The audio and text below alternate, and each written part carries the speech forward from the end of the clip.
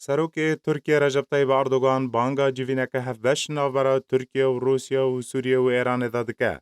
سروک ترکیه داخویانیا که لگل جوانان لولایت بلجیک لترکیه راگهاند کوش بردرس کرنا اولهی لباکور سوریه. به طایبت لسر سینور سوریه دبا کوالات پیوندی دار به روشا سوریه واکا روسیه و ترکیه و رژیم سوری و ایرانی بجوون و روشه به هرگولی گوتو بیش بکن. سربار کر کن هاد به هر سه ولات ترکیه و روسیه و رژیم سوری بجوون و اگر کو رژیم ایرانی تفلی جوینه به هه د داخویانی دهات کو ده انجامان درباره و مجاره ور بگرن و گوت کو پیوندین ترکیه به روسیه را باشن و روش به روش باشتر دبه.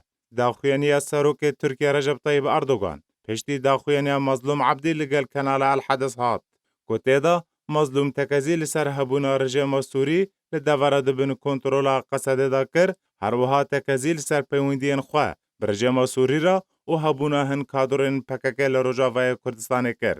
تیزانین کو اف دمکه ترکیه گفان لسر باجارین ترفعت و منبجه و کوبانی دخواه و دبیجه هبونا کادرین پککه لوان دواران بردوامه و ترکیه رجده شر رخصتنا پککه بکه. جعالی خوف مظلوم تکزیه لسر گوتنا اردوغان دکه و دبیجه هن اندامن پککه لدوره هنه. دما داویدا جارکدن مترسیکتیه ناوا خلق دوره دا به طایبات ولاتین باجار کوبانی روجاوای کردستانی کنها یک جا آرمانجین سرکه یین وان گفین ویداویه.